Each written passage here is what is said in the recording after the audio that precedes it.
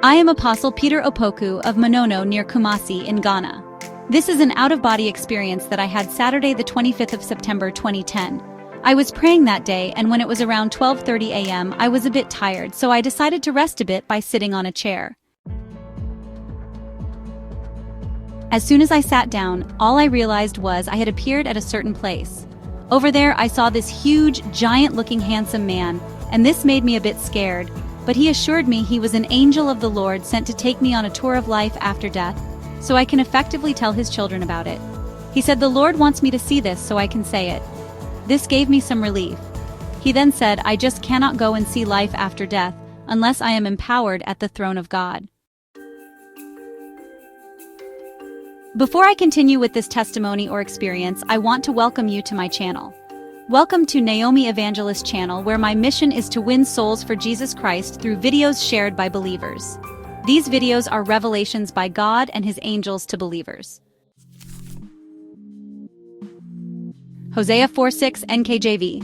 My people are destroyed for lack of knowledge. I want to educate as many people as possible, plus convert to Christ also.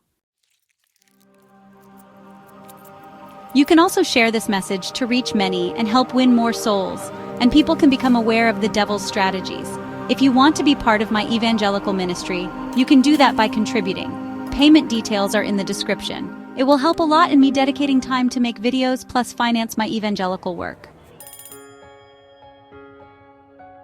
Also, you can tell me where you are watching from so I can know until where my message is reaching. Back to our testimony. He then held my hand and immediately we appeared before the throne of God. The place was so bright to the extent that I could not even look at the throne directly. I raised my head a bit, then I bowed again. At that moment, a huge and more handsome angel appeared and introduced himself as Angel Michael. Then he said God had empowered him to give me the power to be able to go and view life after death and share it. Angel Michael then placed his hand on my forehead and I felt a change within myself. He then said the way is now open for me to go and see life after death, so I can tell the world about it. He then said God and the Son are very serious about it because we on earth are not making good use of his sacrifice. Soon after this encounter, my guardian angel held my hand and immediately we appeared at the spot where I first met him. This was a T-junction with an angel standing at both the left and right roads. The angel then told me this is the junction where everyone who dies appears before heading to the final destination. One has to use either of the two roads. The left road leads to hell and the right to Abraham's bosom. As soon as he said that, I remembered Luke chapter 19 verses 3 to 49, where Jesus talked about the rich man and Lazarus. The angel then said anyone who does not know Christ would have to use the left road to hell.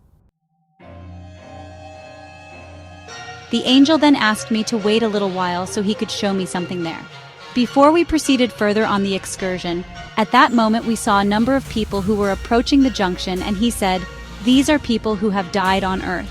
At the point in time when the first person got to the junction, he stopped as though there was a force that made him do so.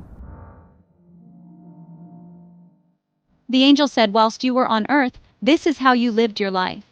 The angel then said some other things and then pointed his hand towards the left road. Then immediately I saw the man move along that road.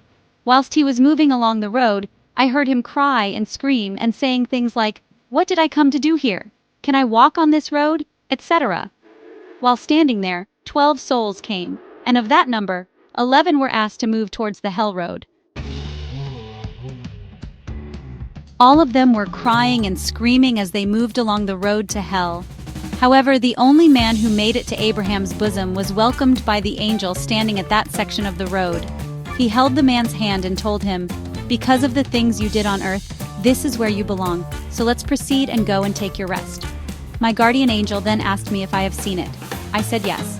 Then he said, "God is really serious and worried because the vast majority of people dying are going to hell. Very few are coming to where God wants us to be. So my mission is to see this and go and tell the world that there is life after death. Everyone who has died has to go to a place to wait for the judgment." My angel then said we should use the left road so he can show me the reason why all who used the road were crying along the road. He then held my hand, and as we proceeded, I started feeling some heat, and this was increasing as we were going further. I then wanted to free myself from the grip of the angel and return, but he insisted that was why I was brought there, to see it so I could warn the world. I then told him I understand I have to see this, but I cannot go further any longer because the heat was becoming unbearable. I was not seeing any fire, but I could feel the heat. It was like the wind that blows from a burning bush. As I have been a farmer before, I knew how it felt like. However, this heat could not be compared to the heat you feel on the farm. It was very hot.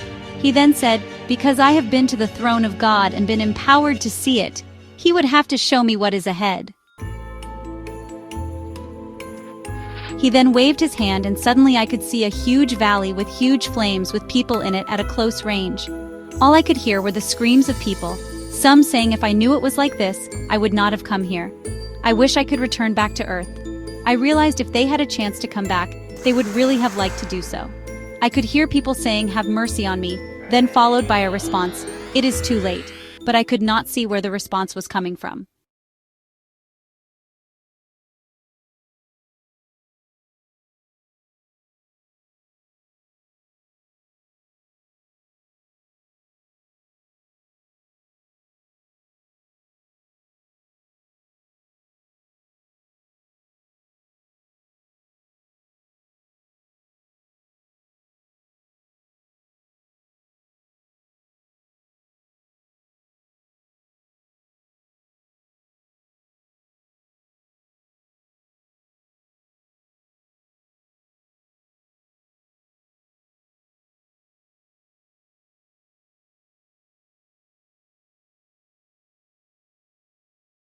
Judgment, after which they would be cast into the actual lake of fire.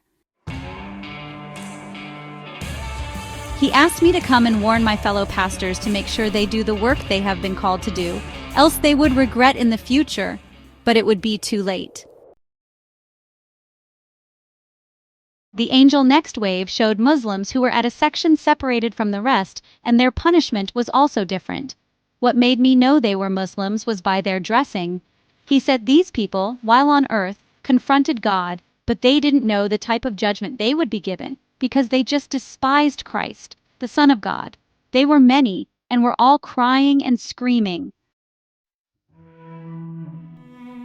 The angel showed me different groups pertaining to various lifestyles and sins on earth. The people were placed in the groups signifying their lifestyle on earth. I saw fornicators, drunkards, and many other sinful activities who were all crying and wailing. The angel then showed me one group of people who, from their dressing, showed they were well-to-do while they were alive. He then said these were blessed on earth by God, so they could use their riches to help God's work, so more souls would be won. Some would not pay tithes to enable the church to get money for God's work, yet they were willing to use their money for worldly and secular things. The next scene was that of souls who committed suicide. I saw some who had ropes around their necks and some holding cups as though they were going to drink something. They were screaming, and some were saying, "If I knew it was like this, I would not have come here, and I wish I could go back." Their cries and that of the pastors were the loudest.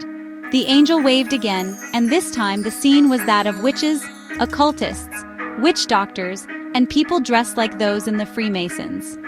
He said these were those who had satanic power and decided to confront God and embark on evil deeds. Amazingly, I saw some children about the age of 12 years and some a bit younger in the midst of the witches group. This is where they would be until the final judgment. In hell, it is all screams, wailing, and cries.